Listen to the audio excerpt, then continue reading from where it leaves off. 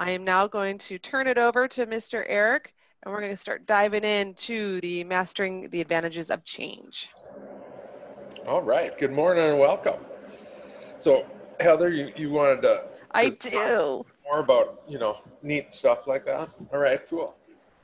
Yep. So before we start talking here, we wanted to give you guys again a background about Eric, and we wanted to do a little different approach. So I know a lot about Eric, but I know some of you do not. So we're gonna find out who he is a little bit. So Eric, do I detect an accent? Where are you from? An accent, yeah, sure. From the Midwest then. I hail from Minnesota. I've lived here all my life. Nice. And how long have you been teaching? I've been teaching very many years. To be specific, I've been teaching 26 years. I started off doing some elementary, some K through 12, and I got my license. And then I went into the technology realm for a while. And then I started teaching from the high school on up through college. And now it's more on the adult learner and seems to be more online stuff. So that's kind of where we are right now. Do you like to do the online more so than, I'd say, in person? That's always an interesting concept because the online, there's only, so much interaction. With today's technology and tools, though, we can really, connect a lot more than we used to when you started, the older tools and technology didn't have a lot of interaction. So then I always enjoyed, being in front of people and seeing the kind of light bulb go off in their head of, oh, I can connect with that. I've been there before. Which is a perfect, connection with this course because it's all about change, and this is not something that you have to have all the information. You can see it, regularly on people's faces. Right. So, how many certifications do you actually have? There's no need to even count anymore. I have, tons and tons of certifications from Microsoft Realm to every best practice. One of my favorite areas is the ITIL, or the service management world, which comes out in a lot of different things that we deal with, in today's technology, flooded organizations. So a lot of the ITIL stuff, certification wise, probably a good, 13 of those. But then we had to digress into other areas of ISO and COBIT and Lean IT and DevOps and all these other areas, because there is no one, piece fits all for an organization. It's all the other components too that they have. Nice. And so you, ITIL is your favorite one, you think, out of all of them? ITIL has always been a good area to play. So I know what you like to do outside of teaching, but why don't you let everyone else know how? I have a love of cooking, if you can't tell, big boy in the picture field there. So I do love to do that. I also dabble in the abstract world and like to do a little painting now and again. Nice. So a couple of interesting facts, I guess you'd say. I would say that is. And then after the webinar, if people wanted to contact you, how could they do that, or any questions? On the little pointer, it has my name on it, Eric Godoy, except for there's an N at the end. For whatever reason, it decided, hey, your name is too long, so they just dropped that off, I guess. But you could look me up on LinkedIn and get more information as to, it's got my email and phone number and web address and all the rest of the stuff. So that'd probably be the easiest way to get like any information you want on me. Awesome. Well, thank you very much for the information. I'm going to leave you alone now and let you be. And then if anyone, again, has any questions, comments, I'm starting to receive some. So thank you very much. Eric, it's all you. All right, cool. So good morning and welcome, all of you that are out there. And hopefully you're having a good morning already. I know it's kind of early for those of you out on the West. As you can tell from the earlier there, I'm from Minnesota, so you may hear that in the accent. I'll try to tone it down. Why we're here today is manifold, but one of the main reasons I was asked to talk at this webinar was basically to help promote the understanding of change and change foundations, which are a couple of the foundation course and the practitioner course that Omnikron run, and I've been very involved with for the last couple of years. And it is a passion. In college, I did a lot of psychology and sociology classes, so that human mind was always of a lot of interest. There's always cool stuff that you'd pick up, you'd read through some of these books.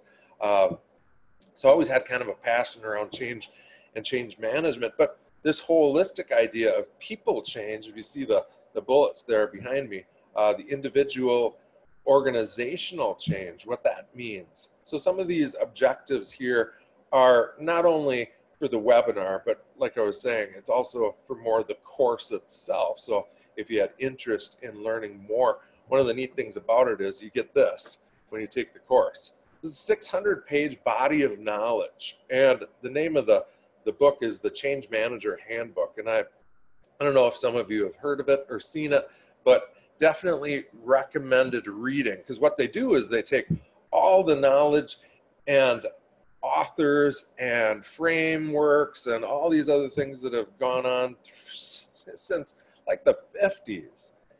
You have all these different authors with something to say. 17 of them then take it to the next step, and they actually, go into the depth that people want to know and understand. It's like, what is this whole thing about change, and how do you master change, which is really, what we want to uncover. So you can see some things here. These are the things, like I said, that we deep dive into in the actual course, understanding what are the drivers, how do individuals, how are they impacted by change? What drives us? What makes us, change or not change? What is something that, we get pushback on?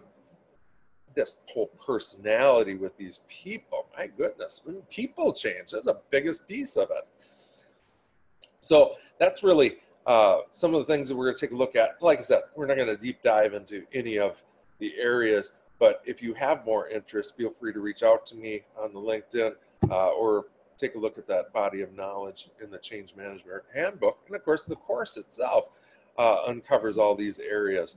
Understanding the stakeholder. Who's the stakeholder? Who's the customer? Who are we providing services to? How do you understand? How do they want to be communicated with? I mean, there's so many of these things that we don't uncover when organizations do things like mergers and acquisitions, and you're changing a new technology or a new service, and the people in the organization don't look into the depth and understand the need to deal with the individual, or understand how the organization that you're working in right now deals with change. Every organization is different. Some of them deal with change in a much more machine, type logic, very sequential and logical. And some organizations is very holistic. It's very biological. It's growth and maturity. So you have to understand the people, and you have to understand the organization that you currently reside, but also if the organization wishes to move because certain things are not working, how are you going to do that? So that's this whole support, the momentum for change and moving towards that new way of doing things. I mean, that's what organizations are striving to do with all of the new things and the nuances and new frameworks and best practices and these kinds of things. Changes at the forefront, and this has been in the works since the 50s and even earlier in organizations, but there hasn't been a lot of good research done. So speaking of research, some research that was done, a couple of different points, nothing real major here, but kind of interesting points I found that I threw here together. Jim Bright, PhD in 2015, did some research, polled 600 of his online students on a website, and mainly he was asking questions around how readily are we for change. But it was interesting, the first one there, less than half of those 600 have a clear picture of what they are going to be doing and when they're going to be doing it there in the future. You imagine that? Some people out there, 46% it says there, agreed that was a true understanding. They did know where they wanted to go, but a good 30% plus on the reverse side had no idea. Another great point there, 1 in 3 people would avoid change. I mean, this is like painful to me. So I'm avoiding change at any step through my existence here. Gotta love that. So there's a couple other points that we would take a look at and think about. Well, if those are issues there, how would we change that? How do we first understand the individual, and then understand the way that they learn and their personality, and all these other things that go into that, so that we can gain their understanding moving forward. Some other research, but this is now more connected to the organization.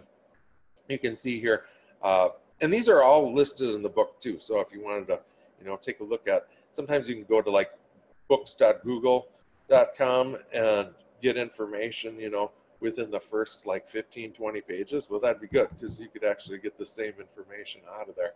So you can see IBM did some work, and Hughes and King and Peterson. Bottom line, what this is saying is, 70-80% of changes fail, and more often they fail regularly right up front because it's not run as a project. We don't have the right individuals running it or having ownership and accountability of it.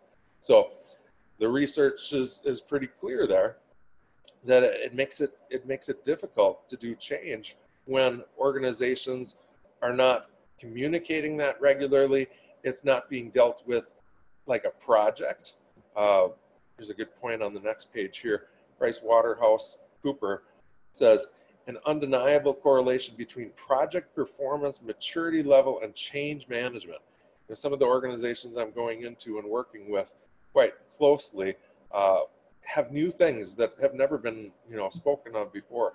Change management or a service management office, that works with the project management office, and they readily communicate and share the resources and capabilities within that. Of course, with that, you can understand it from beginning to end, like a project, right? Beginning to end, we have this whole life cycle. Service management comes in there and they say, okay, how can you look to improve it? How can you close the loop? Another point there, companies effective at all 3 levels. That's a big point. An organization needs to be effective from the strategic, tactical, and operational. And if organizations don't look at all 3 of those layers, there's going to be difficulty for sure. IBM goes farther and says, the key factors to a successful, initiation of change or getting change to work in an organization is having a deep insight, right? Realistic insight, complexity of change, and plan. There's that plan concept, right? So you've planned it. You've made sure that it's been initiated correctly, awareness, people have been educated and trained and communicated, so we're not being caught off guard. That's the stuff that, so many organizations have difficulty with. The methodology, here you can see, if you were to pick up this book, there's a ton of different standards and best practice that runs throughout the book. Skills in the individual, change sponsor, the manager, the initiator, the roles need to be well defined. Individuals having ownership, that's that last point there. A dedicated change manager helps rise the change effects, which are going to contribute to more of a successful initiation and implementation of change. Some other points here, again, you can see this high-level executive leadership. Some organizations, very hierarchical, the strategic layer has to have this, top-down method, and if there has to be buy-in. If there isn't buy-in inside that organization, the change won't go through. Well, that's about understanding the culture. Same thing with the next one there as well, understand the stakeholders and how they want to be communicated with. I can't go into enough detail on that one. Some other points, again, connecting with project management. So, a lot of these are just really what you would see as good practice, kind of use those terms loosely, best or good. Good is when it's accepted by an organization. there's some great authors in here that talk about how to solidify and make the best good in an organization so the belief and buy-in happen. And when that happens, of course, change can be dealt with much more readily. Change is an interesting thing. People have to learn to change. So the change terminology and learning actually go like closely connected and or with one another, just like this slide would say. Change and learning are very closely linked. Yeah, you have to more or less learn, because some organizations, change comes in there and we don't know how to deal with it. So this whole people side of it. So how do we all learn?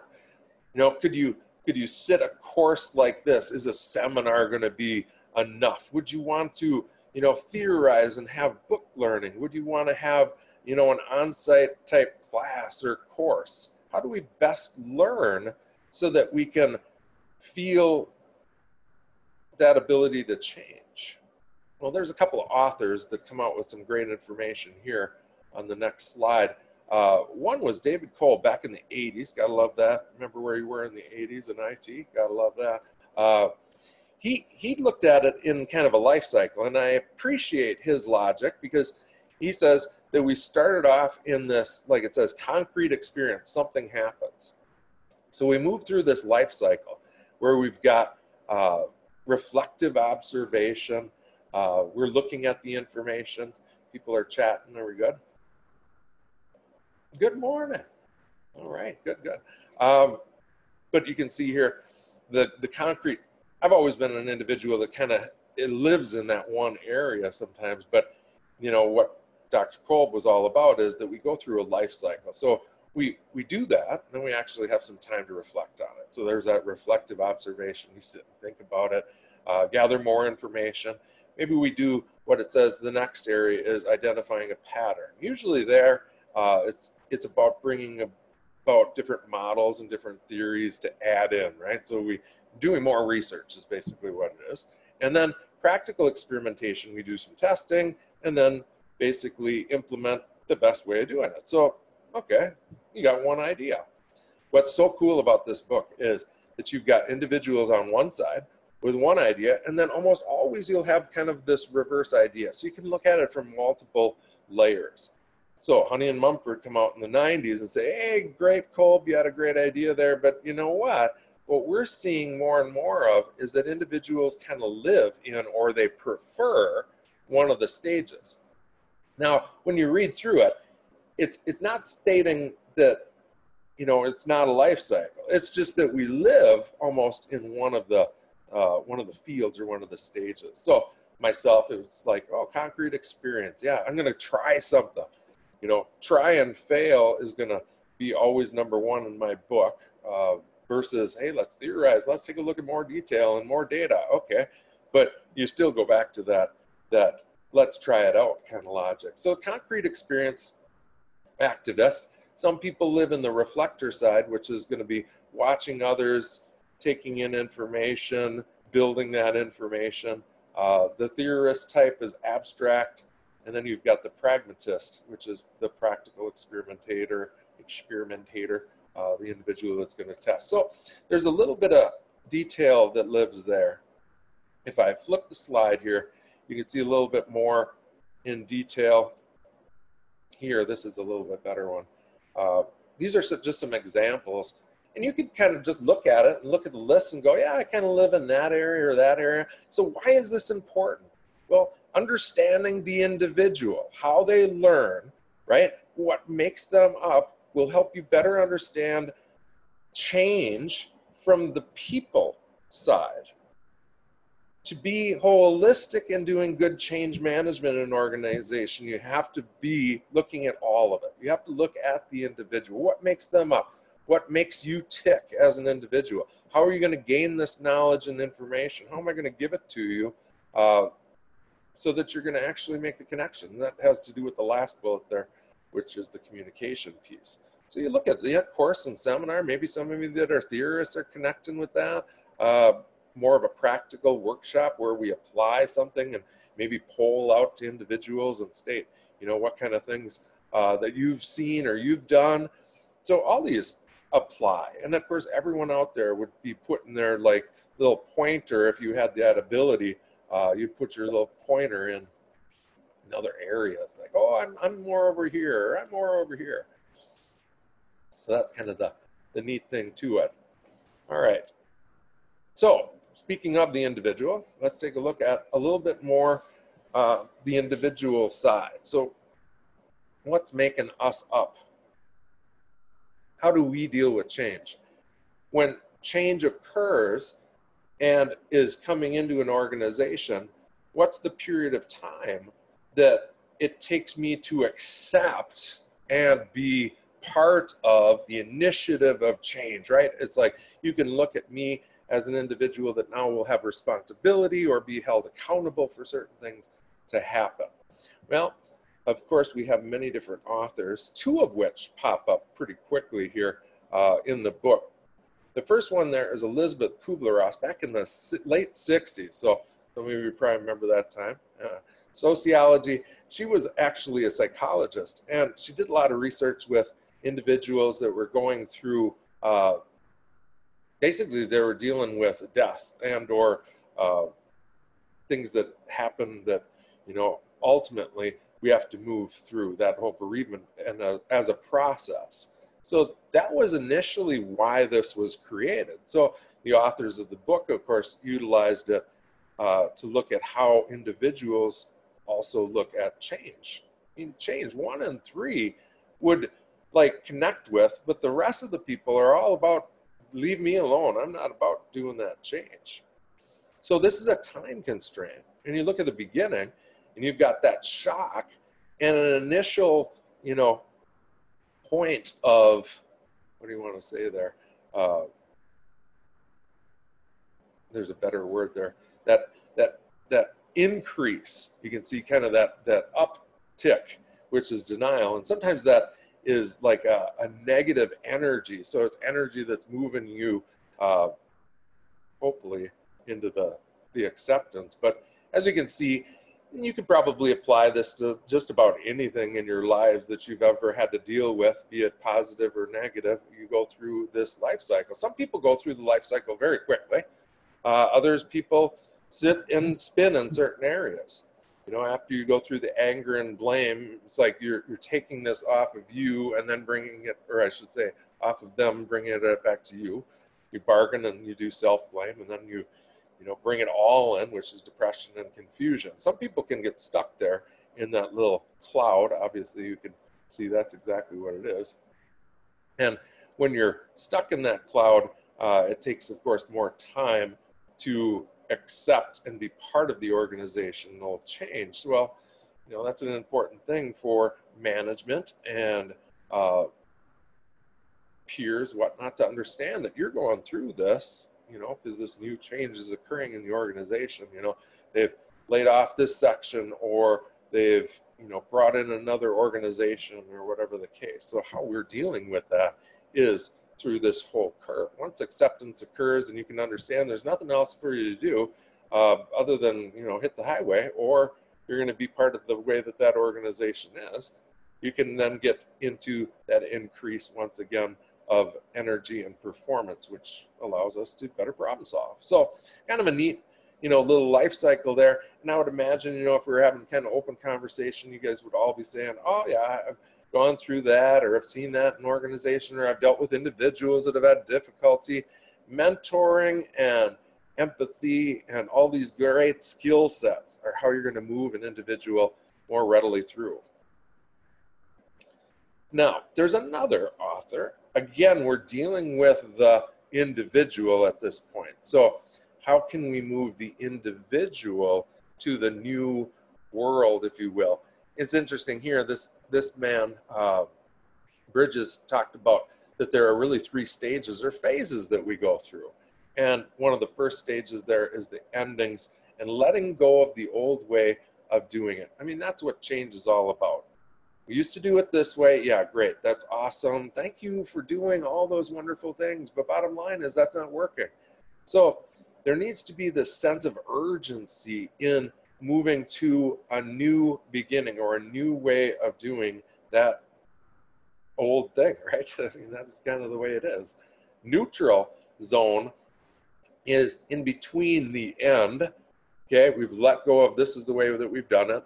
Now we start thinking about the new way, how we're going to be involved. Here it says strange, stressful, disorienting for those affected. Absolutely. But creativity and innovation come out of that area often, so that you can kind of see that here's where we're going to be in the future. Oh, the new beginnings. I love that. That's where, we're all in the new connection. So here's the new way that you're going to play a role. Of course, that's an important thing for the individual. What role will I be playing in the future? Sometimes, people go into those huge change meetings, and it's like, well, I just want to know how it affects me. What's my role in this? What is it going to look like for me in the future? So that's all they're like listening to sometimes. All right, so two authors dealing with the individual and change.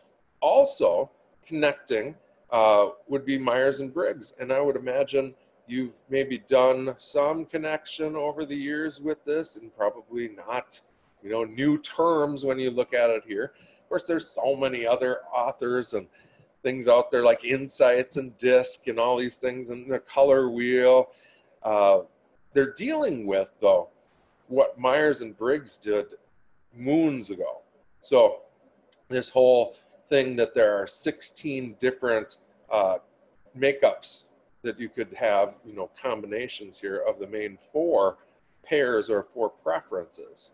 So ultimately, you look at this and you go, are you one side or another? And it's not like you're just this or just that, right? It's more of kind of like this bubble or this radar effect. So you could be, a percentile of, an extrovert. If you can't tell, I would be kind of an extrovert. I'm energized by that. I like to be outgoing and communicate and whatnot. So that's kind of there. But there's other personality traits that make us up. So you're not just that one, right? So you can also be sensing or intuitive. And as you can see, it's a small I because they don't want to confuse with the big I and introvert. So whatever. Avoids confusion. Yeah. How people process information. So how you like the data.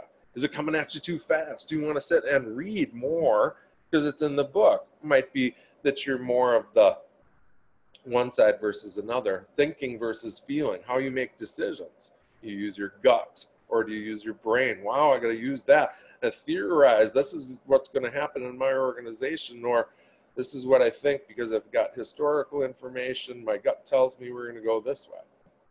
So it's kind of interesting that way. Again, you've got these combinations. Point. Take a little breather here and look at it. Why are we talking about this? Again, understanding the human side of it, the individual side of it, so that we can better master the techniques to help them deal with and go through is going to make change that much more efficient and effective handled in our organization. But if you don't understand the human side of it, the people side of it, reality in organizations is they lose resources and capabilities. People just go away. It's like, why would I have to deal with that? I don't understand any of that. You never dealt with, the life cycle of change. Just put us in there and hope that we, achieved greatness or something, which of course never does happen. Judging and perceiving is the last of the combinations there. And that's, this whole, what situations we prefer. Ultimately people see that word judging and go, oh yeah, you're a judger.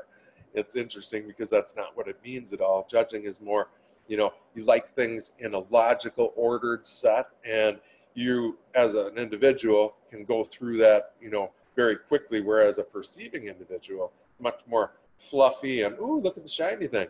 Probably know people that fit into one of those categories all the way through. I mean, it's always interesting to me when we go through the class, we spend quite a bit of time here, and individuals then go off and we do some actual online tests and come up with, the understanding of who you are. Why is this so important? Well, the peer understanding, but also if you're in management and you're looking at your subordinates, whatever you want to say, have a better understanding of how they're going to learn information, how they want it provided to you and what they, maybe go through. And that's why a lot of those interesting ones, come up with a color to go along with it, because it's sometimes easier for the left and right brain to kind of converge there. Here's just a little bit more, and again, not necessarily important for you to note, but if you have more like want or need to know, I always find it really interesting.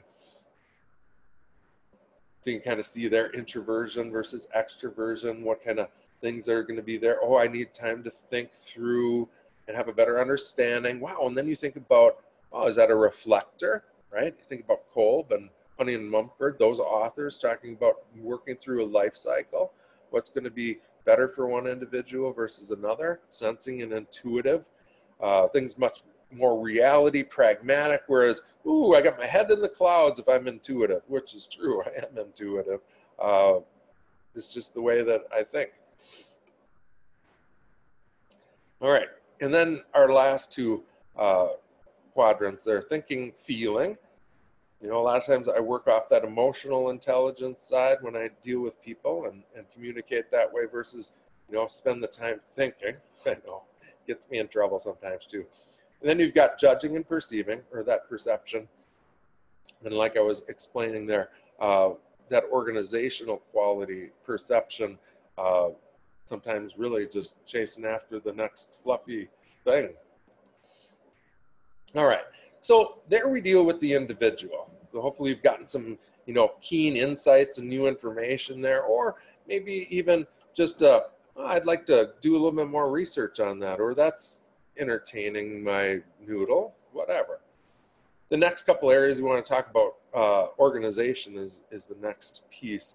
Understanding the people, sure, but understanding too what holistically that organization looks like is another key. Now, when we talk about, this is a picture here.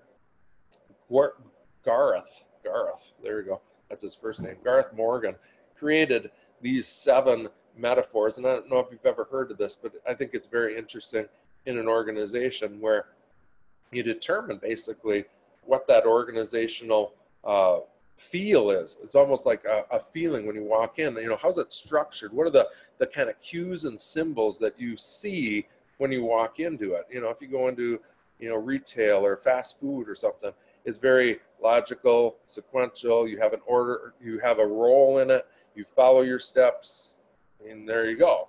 Well, Mr. Morgan would have stated that would be like a machine. So you kind of look at here and you go, oh yeah, that's more of the machine metaphor. So there's logic, there's sequence, there's a top-down kind of feeling to it, which is an important point, because the reverse of that is the organism or brain type systems, where it's about growth and maturity, kind of the bottom up, feed it the right amount of light, water, food, whatever, and you'll grow into what we need the organization to be. Hopefully you're kind of following what this is stating. So every organization has kind of its feel or its metaphor as to how it's being governed and guided. And some of these are really quite interesting to read. I mean, really, they are. And in the handbook, it's there. You can also, if you were interested in this, you could just do a YouTube search for Morgan's Metaphors. And it's got a cool video out there that you could take a peek at and see a little bit about each one of these. So maybe that's of interest. Maybe you could then determine better what your organization is. And why is that important? Well, more often than not, strategic or the customer or the stakeholder is trying to change that. And thusly, you first need to know where you are before you can, get to this new place, right? I mean, that's pretty much self. All right, moving on to the next picture. So once we have a basic understanding, a couple of different authors jump up, and maybe even have heard of Kotter's 8-Step to Organizational and Cultural Change, which he's written multiple books. He recently wrote a book about power of the story, and it's a whole storytelling basically book around change. It's pretty cool. Any of these authors, I mean, really, once you kind of connect with one and do more reading on them. I mean, they really have some keen insight into change. So Lewin was one of the earlier authors, and he came out with a 3-stage model. And remember, this is not about the individual so much anymore as a collective mindset of the organization. So how are we going to move from this one to the third, right? And Bridges, we talked about, had a 3-step process. So maybe you're kind of feeling familiar there. Cotter has an 8-step process, and we'll take a look at both here in a second. So here's the first one. Lewin's got the 3-step unfreezing. Here's the current situation, but here's where we want to be, right? This is not working for us right now. The urgency to change has happened. Inertia is overcome. We need to break down the bad habits and mindsets and change. As you can see, much like that individual change in the middle there as well, confusion, a challenge, need for clarification, better understanding what's my new role in this new situation, and then this new refreeze. So it's kind of cool that way. You look at the 3 of them, or the 3 phases, and you can see we're moving from that to change that one thing, process, mindset, people, tool, whatever, to then our new refreeze. So he was a social psychologist, Kurt Lewin.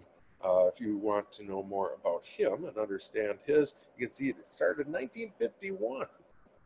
So none of these are really new ideas, but no one has collectively put together this information and stated, here is a handbook for you to use. I know 600 pages a handbook, whatever, but it is, and it does give you great, information on all of these concepts around change, the people side of change and the organizational side of change. I love his 8-step model, and I think it works in just about any organization, but that is if it's more hierarchical and a top-down, and there's buy-in and there's urgency, like it says here, and there's a group of people that come together and they share a vision. Here's what we're going to do. Here's your role in it. They communicate it out. They understand all the stakeholders, and maybe it's a 2-way communication, or maybe it's a 1-way blanket email, or whatever the case.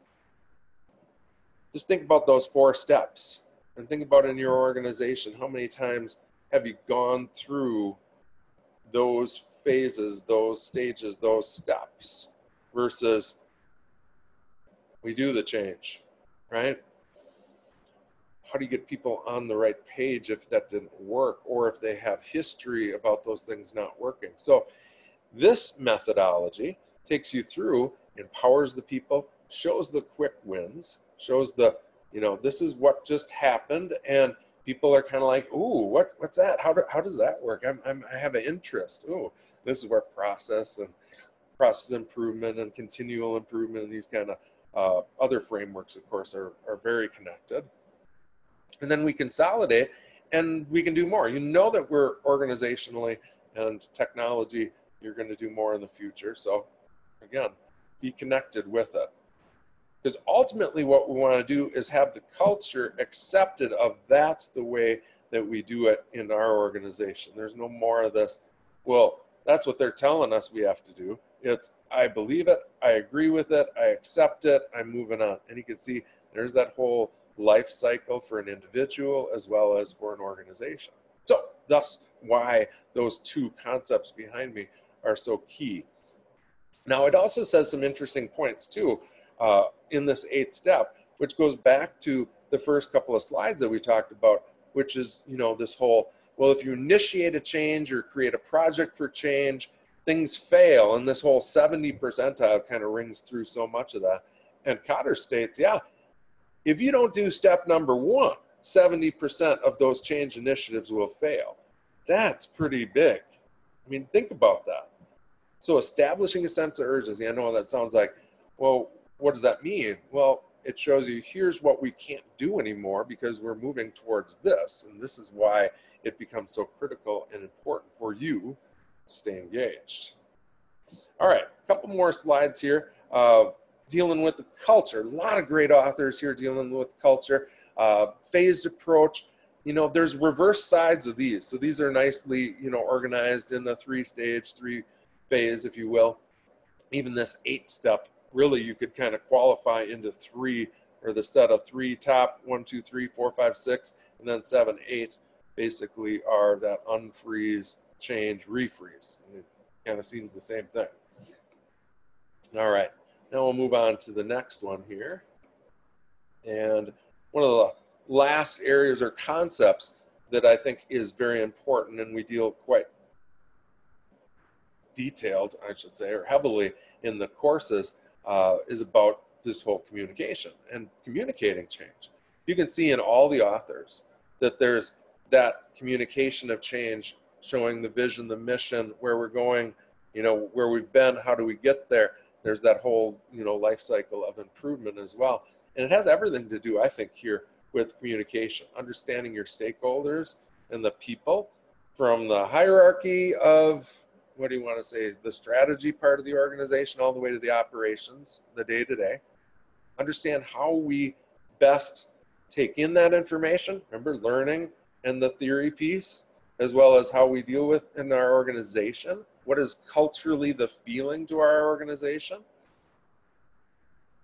So all that kind of, rotates around how it comes out, and how it comes out is in the form of these principles. So you take a look there, and I would imagine you've seen all these and you can kind of speak to them, right? So the first one there, communication, two-way process. I give you the information, and I want to make sure that you understand it. So I'm going to ask for that, connection, recognition that, yep, you understand it that way. So maybe it's an email, and then I go to your, desk later and we talk about it, and I have a connection with that, you understand that. So there's like multiple steps there, two ways, not me just sending, broad amount of information via email. Oh, by the way, the organization will be changing in the near future. Oh, thanks for that. And here's your role in it. And it needs to be, from a management perspective. We're communicating all the time. Yeah. Think about how many different ways and ways that you've communicated already this morning. And we're doing this as more of a one-way, I know, sorry, but in the two-way, of course, in the course itself, if you have questions, you come off and mute. Of course, you can do that too. Or you can chat and text. So there's, lots of different ways that we communicate.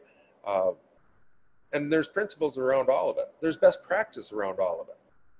Timing and frequency. I always love that one, because people look at it and go, what does that mean? Well, say for an example, change management is something that is coming in your organization right now, and you're looking at the importance of some of these best practices, these tools, these techniques, whatnot.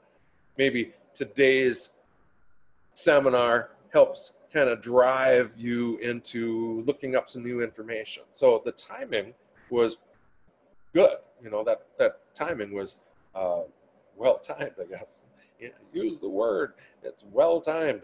But maybe this is not something that your organization is going to be dealing with for some period of time.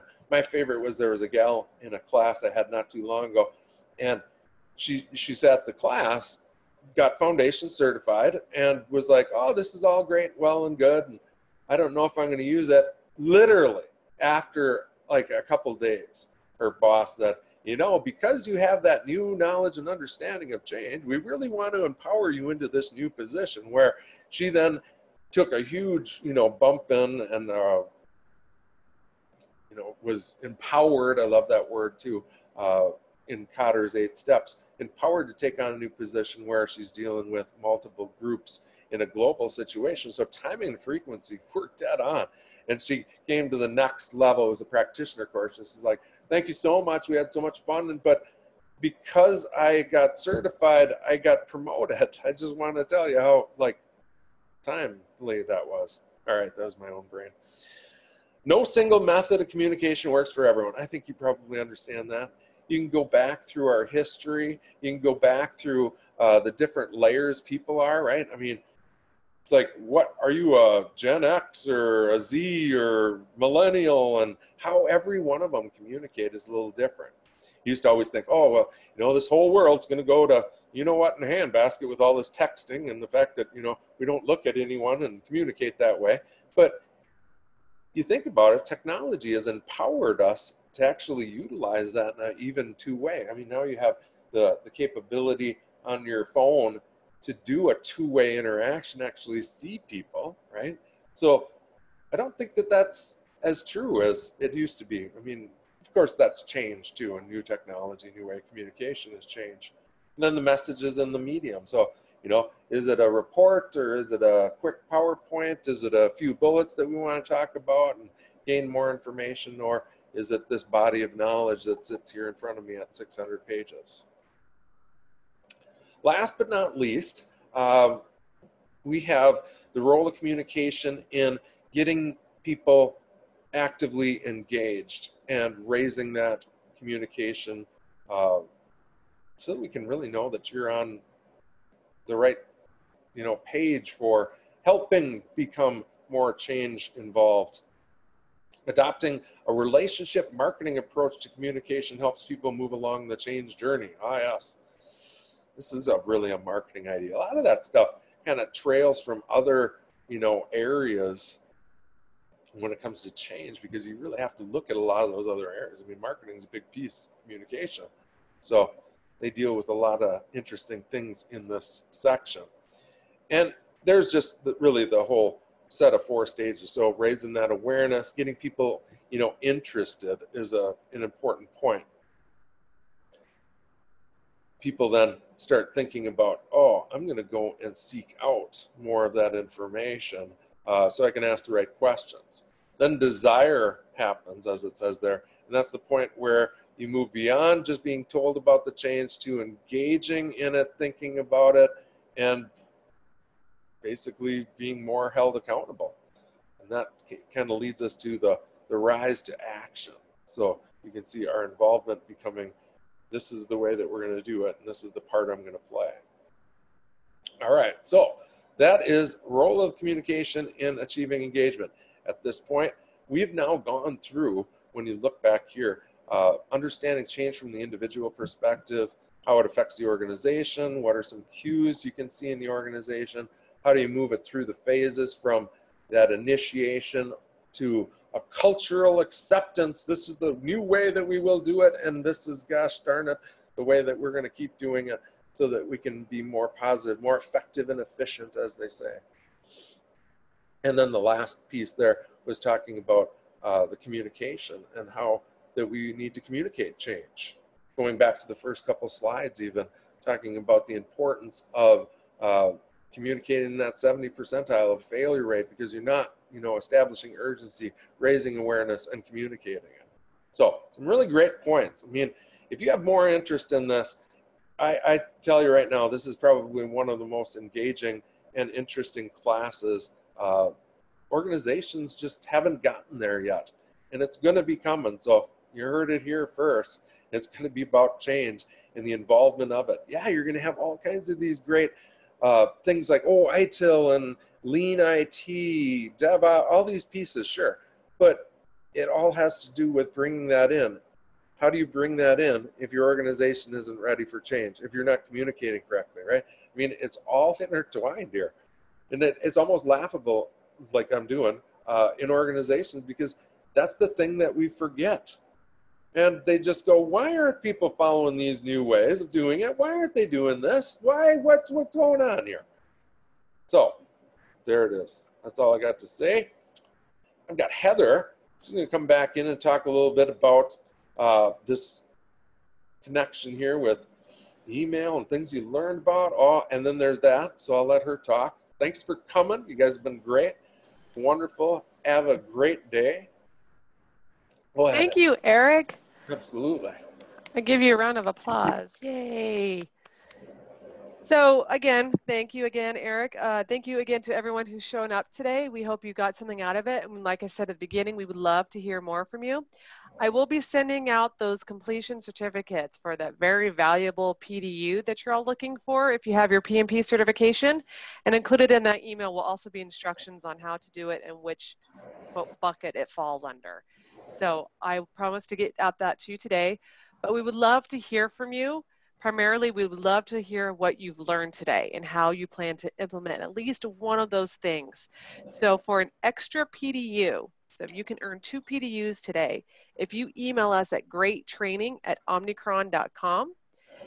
With those 3 things you learned and how you plan to implement at least one of those things, we will be happy to give you an extra PDU on that certificate.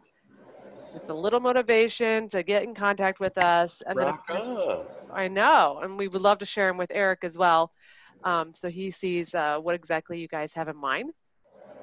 And for those of you who do not have your PMP certification, as some of you may be aware, the exam version is changing in March. So the exam tends to be a little bit more challenging. It tends to be slightly different than, of course, their current version. So if you do not have your PMP certification and would like to get it before that exam version changes, we do offer an amazing recorded class, and we are happy to offer that for you at a discounted price. So if that is also something that you're interested in, use that same email, greattraining@omnicron.com, and one of our salesmen, probably either Brad M. or Noah Knox, will be happy to discuss those options for you. But that's a great certification for you guys to have. So if you can get that before that version changes, you're much better off. And then finally, to wrap it up, Eric, if you wouldn't mind going to the next slide. Clickety click. There. Thank you again. As I mentioned at the beginning, we'll be sending you a brief survey. So if you would not mind completing that as well, we would get it. And any feedback that we receive as well, we'll be sure to share with everybody. But we have just a few more minutes, so I wanted to open it up to everybody here in the room. Does anyone have any questions, comments? If you want to talk, you can just send me a chat and I can unmute your line. Or if you just want to send a chat or a question, we have Eric here, so please ask away. I received one that, thank you for the early start time. So I guess some people do like to get up early. I've been working for Omnicron for 4.5 years almost, and I still can't get used to the early start time. So another great question. The next PDU webinar we have scheduled for next Wednesday, and that is with our lovely instructor, Pam Erskine, and it's all about portfolio management. The topic is actually called Portfolio Project. So we will be sending information out. If you haven't already signed up, I believe you can sign up for the recurring webinars, but if not, it's next Wednesday at 9 a.m. Pacific time, same spot. So we will be setting that up as well. So if you are interested in anything about portfolio management, that is the one for you. Then we received another question, can we get copies of the slides? Of course you can. So I will definitely send those out for anyone who would like to have them. I can attach that with your certificate. So if that is something that you'd like, you can always send that email again to greattraining@omnicron.com. And excellent question, Thomas. So yes, I will make a note of that. Any other questions, comments? On a scale of 1 to 5, how do you rate your organization at handling change? So 1 being that they don't handle change at all, and 5 being they handle change awesome. Okay, cool. Cool. We got a 3. All right. 3. People are going to always just right in the middle, right? 1 to 5, it's right down the middle. So we got a few 3s. Yeah, anyone could put it up. 2. There we go. Anger and blame, nicely done, Lynn. Exactly. They can't get out of that. They're in the depression stage. It's like, come out of the clouds. Oh, yeah. It's true. A lot of the organizations, too, because of the history that they have, they are in some of the lower stages, 1 and 2. And there has to be this initiative in the organization to move you to a more mature organization, more mature way to do it. So yeah, I would agree that most of it would be low. I mean, it's rare that organizations are there. I'm only dealing with one right now that's a health organization that are trying to get that. I mean, they even have an initiative and a steering committee that's working this. They have a group of people even. Exactly. Great point, Tom.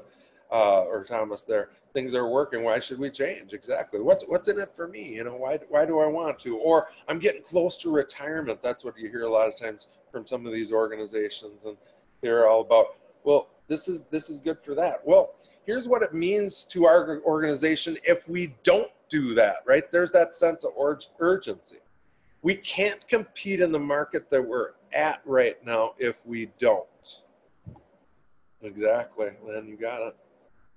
So it's a whole sell point, and that's why, you know, you look at Cotter's 8 steps, and that's the first couple of stages there, establishing the sense of urgency, getting a group of people that people, you know, connect with and agree with and have buy-in to, and here's, you know, the change story, here's the vision, mission, here's why we're doing that.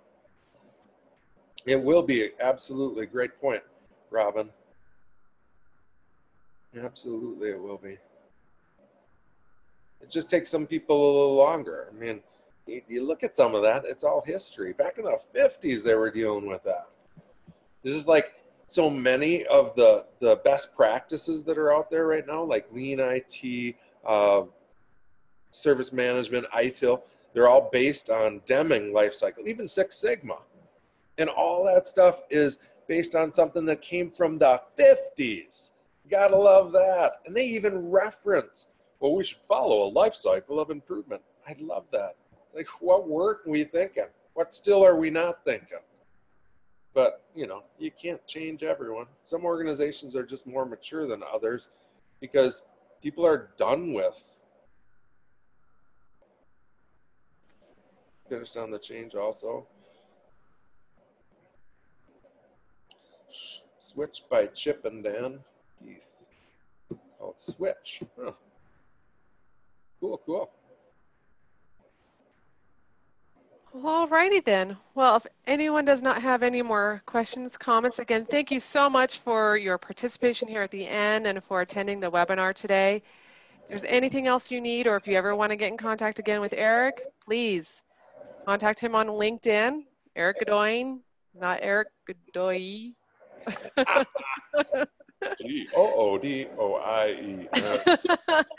And if you have trouble getting in touch with him, you can always send us an email as well. So thank you again, everybody. Have a wonderful rest of your day. All right. Thank you, Heather. We'll talk later.